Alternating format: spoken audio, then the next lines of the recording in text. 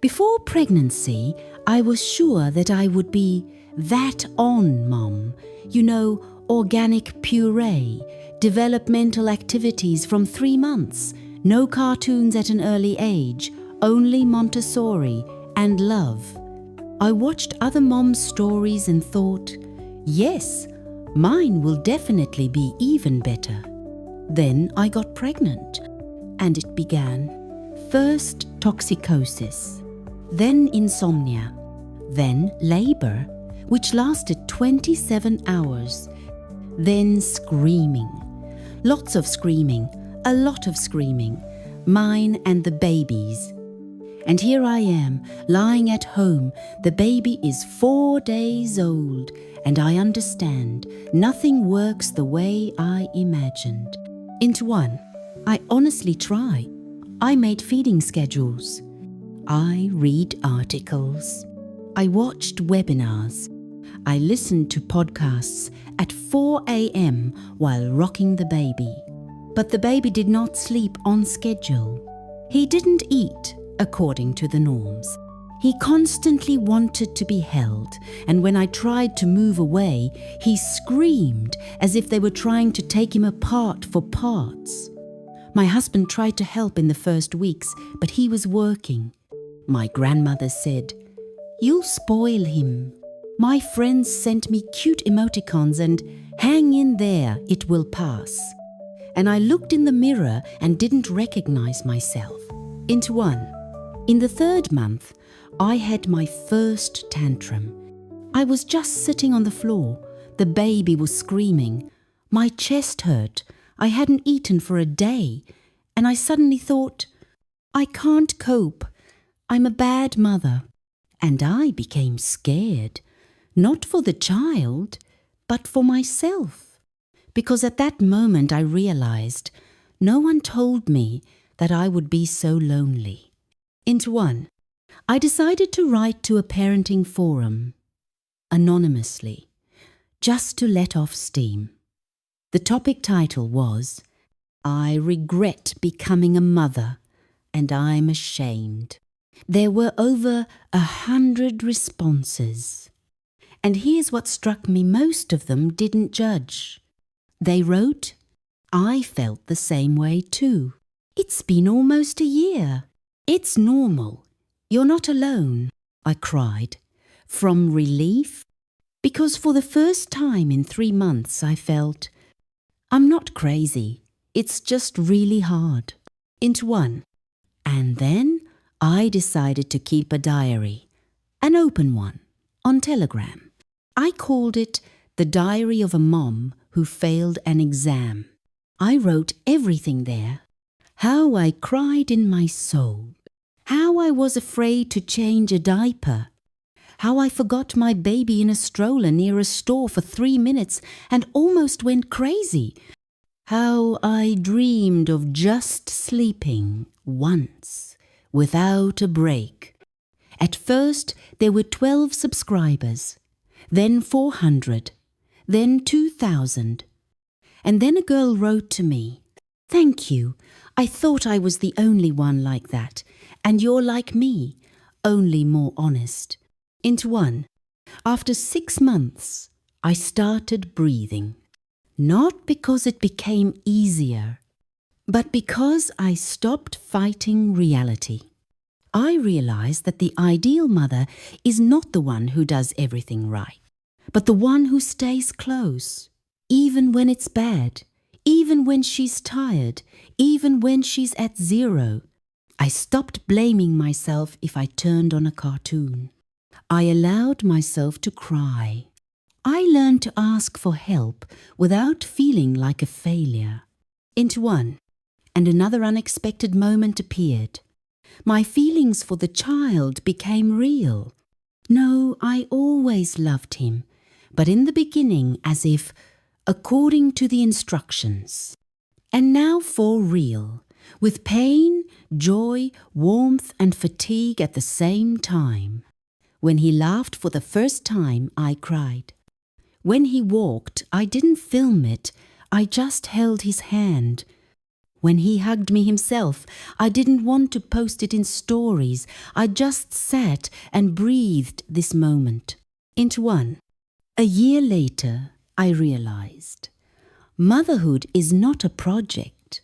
It's a path. You can't successfully complete it. You can't submit a report. You just go every day. Sometimes crawling. Sometimes through tears. Sometimes with gratitude. And sometimes with apathy. And that's okay. When my child turned 1.5 years old, I first thought about leaving maternity leave. Not because it became easy, but because I needed to remember who I was. Besides mom, every day was the same. Nappies, food, rocking, screaming, cartoons. Repeat, repeat, repeat. One day I caught myself thinking that I don't remember the last time I wore jeans. Not sweatpants, but jeans. And not because they don't fit, but because there's just no reason. I wrote to my former boss, "Hi, if there's a remote work arrangement, I'd like to try to fit in again." He replied almost immediately, "We're looking for someone for 2 hours a day. Do you want to try?" With shaking hands, I typed yes. And then I burst into tears. I didn't know if it was from joy or fear. Maybe both. First day at work. I sat down at the laptop when the baby finally fell asleep for a nap. I was wearing a clean t-shirt and mascara. It already felt like a victory. My fingers were shaking. I forgot my logins. The email password didn't work. But I was alive. For 2 weeks I worked 2 hours a day during the baby's nap. Then my husband started taking him out for an hour in the evening, and I worked a little more. For the first time in a long time, I felt like more than just a function. I became a person again with thoughts, tasks, deadlines, and personal email. And then what I was afraid of happened. A small conflict. My son dropped a glass of water. I was cleaning up, and at that time he started fiddling with the wires. I said, "No, don't touch." He started crying. I felt guilty. Wild, irrational, overwhelming guilt. As if I had betrayed him. As if I was a bad mother because I chose cleaning instead of hugging. I stood in the middle of the kitchen with a rag in my hand, with a crying child, and I didn't know how to explain to myself that no is not a betrayal. The next day, I went to a psychologist online for 40 minutes. She told me a phrase that saved my head. Your child is not a project, he is a person. And you are a person too. A simple thought, but for a mother on maternity leave, revolutionary. I wrote about it in a Telegram channel. The post went viral. It was reposted 17,000 times. Women wrote to me who were hesitant to say no to their own children because what if they get injured? I started sharing not pretty photos, but honest moments. How I gave my son a candy and immediately regretted it. How we painted the walls. And at first I screamed and then sat down and cried with him. How I sometimes just wanted to go to a hotel for a day, alone, without everyone. And suddenly the dialogues began. In the comments they wrote, I thought it was only me. You write my thoughts. Thank you for not being embarrassed to be imperfect. It gave me strength. And you know what the paradox is? When you stop playing perfect, the child also relaxes. I started learning to say no with love. Not, no, go away, you're bothering me. But, I'm really tired right now. Let's hug, and then I'll lie down for a bit. Sometimes he was offended. Sometimes he cried. Sometimes he accepted. But I saw him growing up next to the real me, not the fictional version. First vacation. We went to the sea, the three of us. I didn't take a laptop.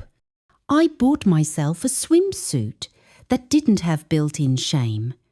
And for the first time in a long time, I smiled, not automatically, but for real. My son was playing in the sand. I was sitting with coffee. And I thought, this is what made it all worth it. All the sleepless nights, all the hysterics, all the moments when I hated myself. Because I came back, but different, real. After returning to work and regularly communicating with other moms on the blog, I started thinking, what if I make something of my own? Not global, not million-dollar startup. Just something small, familiar, useful for people like me. How it all started, I saw how many moms feel lonely. Without support, without a voice, without their eye. And I came up with a simple idea to make diaries for moms. Not glossy, but real. With questions like, what did you do today just for yourself? Who can help you this week? When was the last time you ate in silence? I made a layout, printed the first batch, 30 pieces, posted in stories. And in a day they were all gone. I didn't believe it. I really didn't believe it. I sat and thought, maybe it's just a coincidence. But people started writing to me. Will there be more? Can I give them to my friend as a gift? Why only one format? I ordered 100 pieces, then 300, then I made an electronic version. Then I added a mother's support card, a mini book, how to talk to your child and not lose your temper, checklists, webinars. A small hobby turned into a real project. But I made the same mistake. Again, I tried to be everything at once. Again, the perfect mother, the perfect wife, the perfect entrepreneur, the perfect blogger. I packed orders at night. In the morning I played with the child. In the afternoon I wrote posts. In the evening I checked the ads. Sleep 4 hours. My husband said, "You're losing yourself again. I see you and don't recognize you." And I answered, "No problem, just a little more. I'll push harder and it will get easier." It didn't get easier. Panic attack. It happened in the kitchen. I was just standing there making a sandwich for my child. And suddenly, everything went dark before my eyes. My heart was pounding. My breathing was like through a tube. I sat down on the floor and cried because I realized I've forgotten myself again. I stopped selling. I wrote an honest post. "Girls, I'm burnt out. I don't know when I'll be back. Do you know what happened? No one judged me. On the contrary, people started writing. Thank you for not pretending that everything is perfect. You gave me the right to slow down too. You're the first one to say it out loud again." And then I realized my business is not about money. It's about giving moms permission to be alive. Today, now I'm blogging again. I'm releasing small, useful products for moms. I write honestly, without gloss, without filters. My son has grown up, and sometimes he looks at me and says, "Mom, are you happy?" And without thinking, I answer, "Yes, baby. Right now, yes." I'm not perfect, but I'm real, and it seems that's exactly what he needs.